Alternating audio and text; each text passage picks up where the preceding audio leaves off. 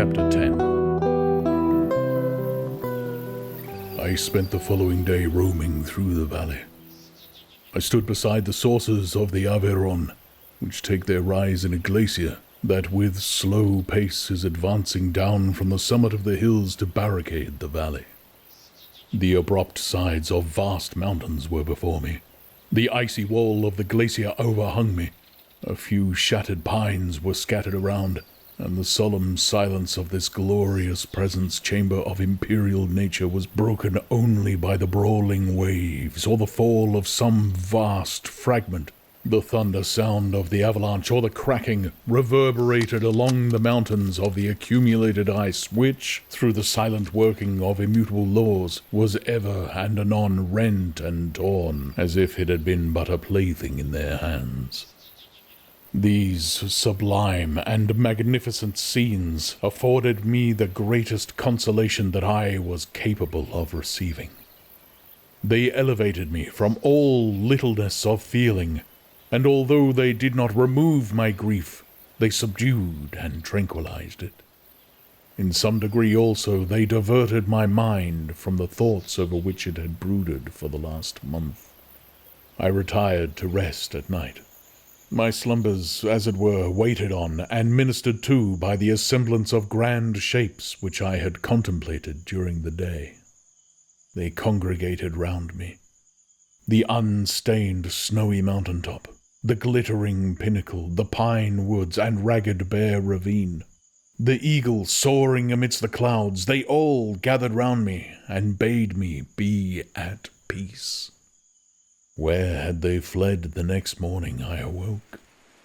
All of soul-inspiring fled with sleep, and dark melancholy clouded every thought.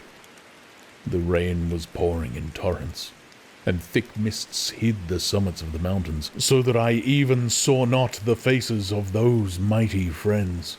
Still I would penetrate their misty veil and seek them in their cloudy retreats. What were rain and storm to me?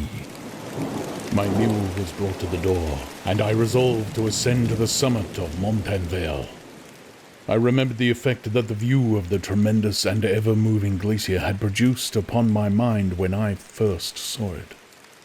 It had then filled me with a sublime ecstasy that gave wings to the soul and allowed it to soar from the obscure world to light and joy.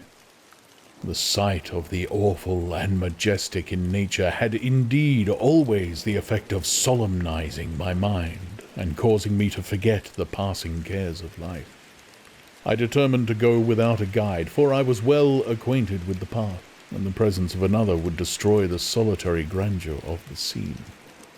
The ascent is precipitous, but the path is cut into continual and short windings which enable you to surmount the perpendicularity of the mountain.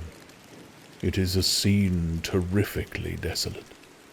In 1,000 spots, the traces of winter avalanche may be perceived, where trees lie broken and strewn on the ground. Some entirely destroyed, others bent, leaning upon the jutting rocks of the mountain or transversely upon another tree. The path, as you ascend higher, is intersected by ravines of snow, down which stones continually roll from above. One of them is particularly dangerous, as the slightest sound, such as even speaking in a loud voice, produces a concussion of air sufficient to draw destruction upon the head of the speaker. The pines are not tall or luxuriant, but they are somber, and add an air of severity to the scene. I looked on the valley beneath. Vast mists were rising from the rivers which ran through it, and curling in thick wreaths around the opposite mountains, whose summits were hid in the uniform clouds, while rain poured from the dark sky and added to the melancholy impression I received from the objects around me. Alas! Why does man boast of sensibilities superior to those apparent in the brute? It only renders them more necessary beings. If our impulses were confined to hunger, thirst, and desire, we might be nearly free. But now we are moved by every wind that blows, and a chance word or scene that word may convey to us. We rest. A dream has power to poison sleep. We rise. One wandering thought pollutes the day. We feel, conceive, or reason, laugh or weep, embrace fond woe or cast our cares away. It is the same, for be it joy or sorrow, the path of its departure still is free. Man's yesterday may ne'er be like his morrow, naught may endure but mutability. It was nearly noon when I arrived at the top of the ascent. For some time I sat upon the rock that overlooks the sea of ice. A mist covered both that and the surrounding mountains. Presently, a breeze dissipated the cloud, and I descended upon the glacier. The surface is very uneven, rising like the waves of a troubled sea, descending low and interspersed by rifts that sink deep. The field of ice is almost a league in width, but I spent nearly 2 hours in crossing it. The opposite mountain is a bare perpendicular rock. From the side where I now stood, Montanvert was exactly opposite, at a distance of a league, and above it rose Mont Blanc in its awful majesty. I remained in a recess of the rock, gazing on this wonderful and stupendous scene. The sea, or rather the vast river of ice, wound among its dependent mountains whose aerial summits hung over its recesses. Their icy and glittering peaks shone in the sunlight over the clouds. My heart, which was before sorrowful, now swelled with something like joy. I exclaimed, "Wandering spirits, if indeed ye wander and do not rest in your narrow beds, allow me this faint happiness, or take me as your companion away from the joys of life." As I said this, I suddenly beheld the figure of a man at some distance, advancing towards me with superhuman speed. He bounded over the crevices in the ice, among which I had walked with caution. His stature also as he approached seemed to exceed that of man. I was troubled. A mist came over my eyes, and I felt a faintness seize me, but I was quickly restored by the cold gale of the mountains. I perceived, as the shape came nearer, sight tremendous and abhorred, that it was the wretch whom I had created. I trembled with rage and horror, resolving to wait his approach and then close with him in mortal combat. He approached. His countenance bespoke bitter anguish combined with disdain and malignity, while its unearthly ugliness rendered it almost too horrible for human eyes. But I scarcely observed this. Rage and hatred had at first deprived me of utterance, and I resolved only to overwhelm him with words expressive of furious detestation and contempt.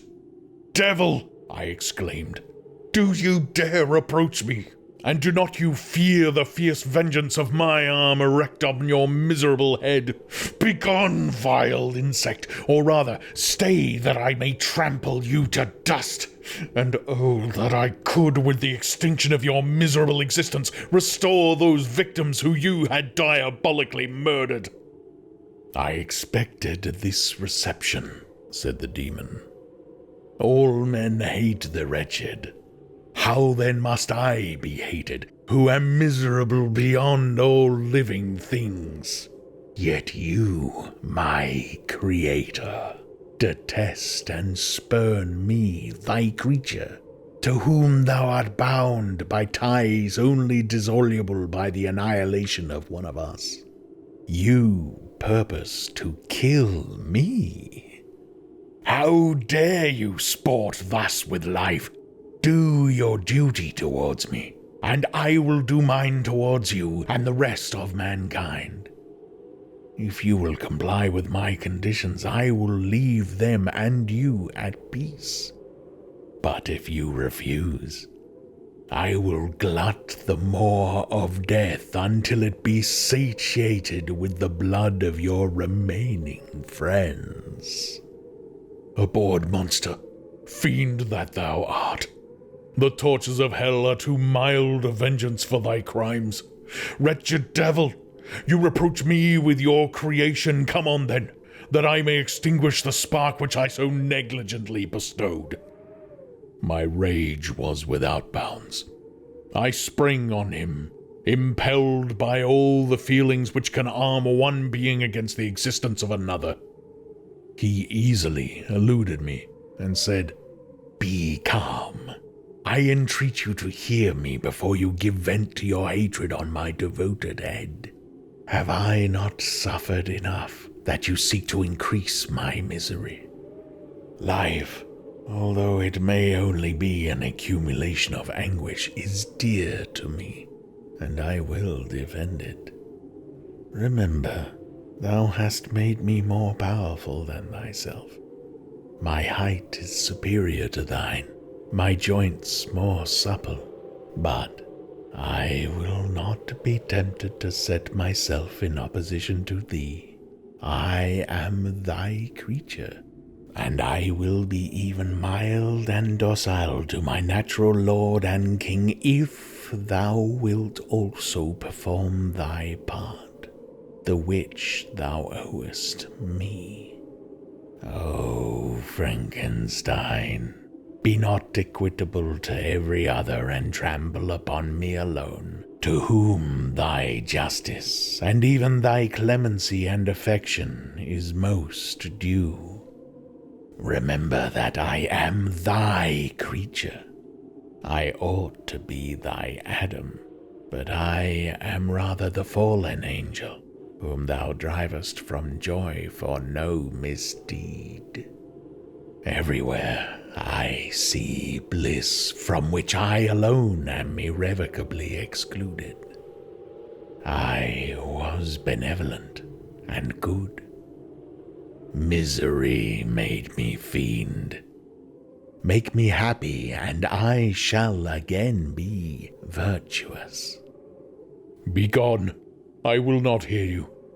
There can be no community between you and me. We are enemies. Begone, or let us try our strength in a fight in which one must fall. How can I move thee? Will no entreaties cause thee to turn a favorable eye upon thy creature who implores thy goodness and compassion? Believe me, Frankenstein, I was benevolent. My soul glowed with love and humanity. But am I not alone? Miserably alone. You, my creator, abhor me. What hope can I gather from your fellow creatures who owe me nothing? They spurn and hate me. The desert mountains and dreary glaciers are my refuge. I have wandered here many days. The caves of ice, which I only do not fear, are a dwelling to me, and the only one which man does not grudge.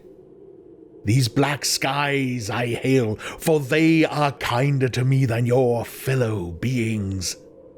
If the multitude of mankind knew of my existence, they would do as you do, and arm themselves for my destruction. Shall I not then hate them who abhor me? I will keep no terms with my enemies. I am miserable, and they shall share my wretchedness.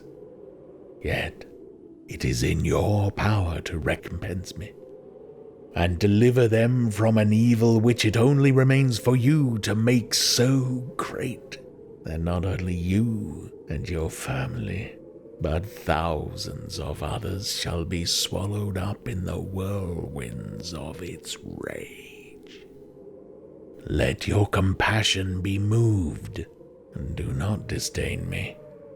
Listen to my tale, and when you have heard that, abandon or commiserate me, as you shall judge that I deserve. But hear me. The guilty are allowed by human laws, bloody as they are, to speak in their own defense before they are condemned.